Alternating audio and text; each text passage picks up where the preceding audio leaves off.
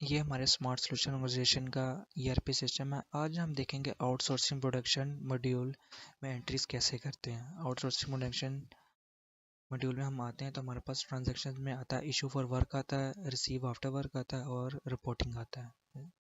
Issue for work पे हम आते हैं तो हमारे पास ये इशू फॉर वर्क की विंडो ओपन हो जाती है।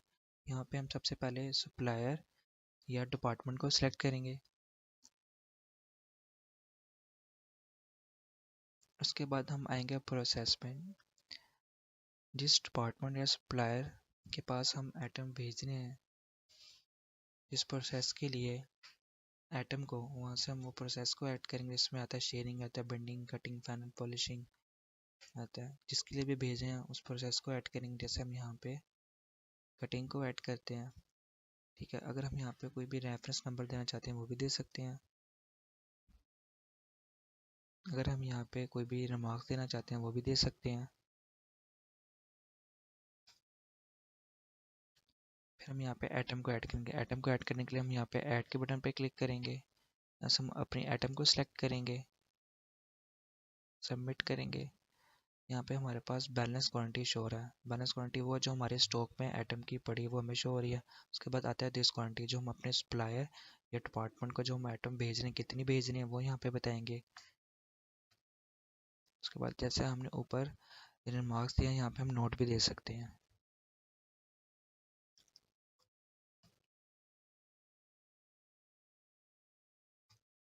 उसके बाद हम इसे सेव कर देंगे। अगर हम इसमें चेंजिंग करना चाहते हैं तो हम इसमें चेंजिंग भी कर सकते हैं।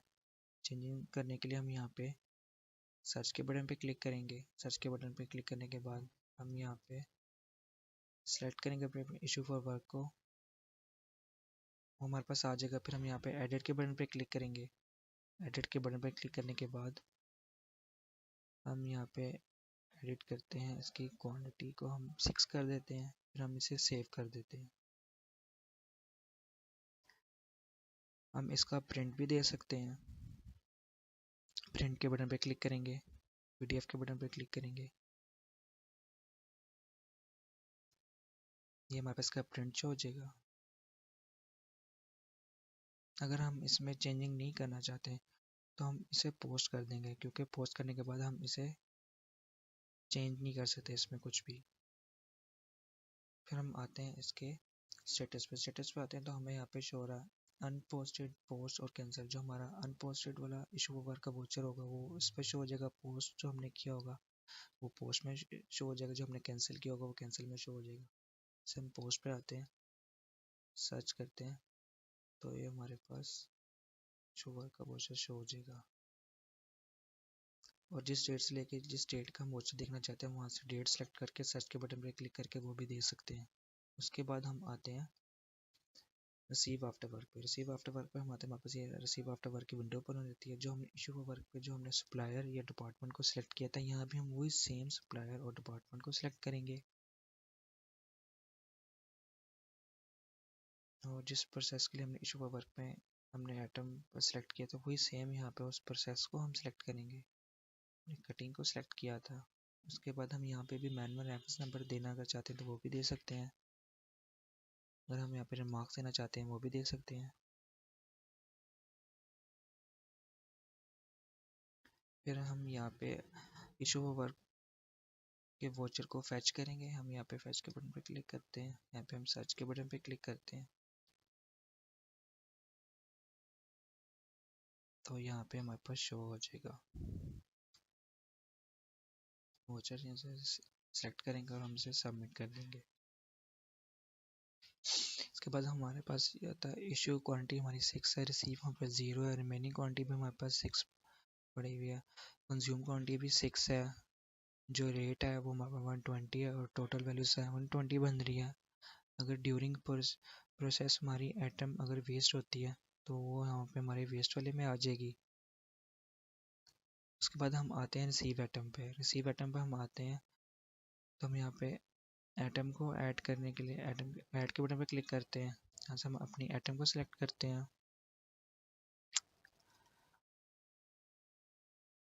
सबमिट करते हैं। उसके बाद हम यहाँ पे क्वांटिटी लिखेंगे कि हमने जितनी हमारे पास आई हैं जैसे हमने इशू तो हमने 6 की थी, तो हमें रिसीव भी हम 6 ही करते हैं। उसके बाद हमारी एक आइटम पे जो प्रोसेस रेट आया है, तो हम वहाँ पे वो प्रोसेस रेट लिखेंगे कि कितना प्रोसेस रेट आया है, 10 रुपीज़। वैसे हमारी एक आइटम 120 की थी और उस पर प्रोसेस रेट 10 का है, तो एक आइटम हमें 130 की हमें बन गई, तो इसी वैल्यू 780 हो गया। अगर हम इसमें नोट देना चाहते हैं तो नोट भी दे सकते हैं।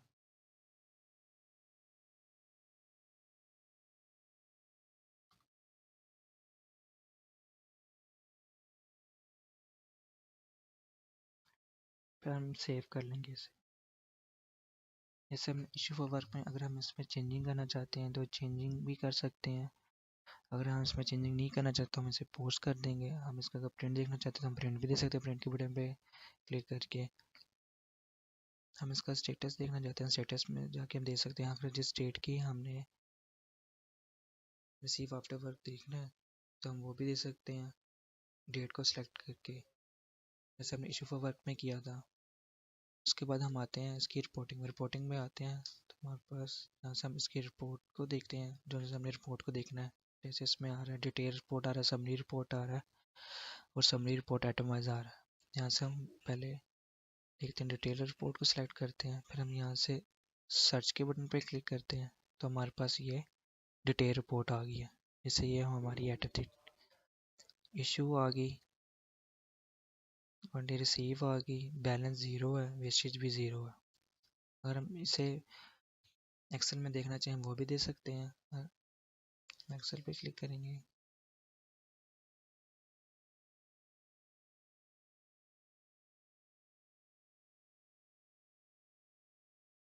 जो हमारे पास एक्सेल में आ जाएगी, एक्सेल की फॉर्म में। अगर हम इसका प्रिंट देखना चाहते हैं तो हम इसका प्रिंट भी दे सकते हैं। यहाँ पे क्लिक करेंगे, यहाँ से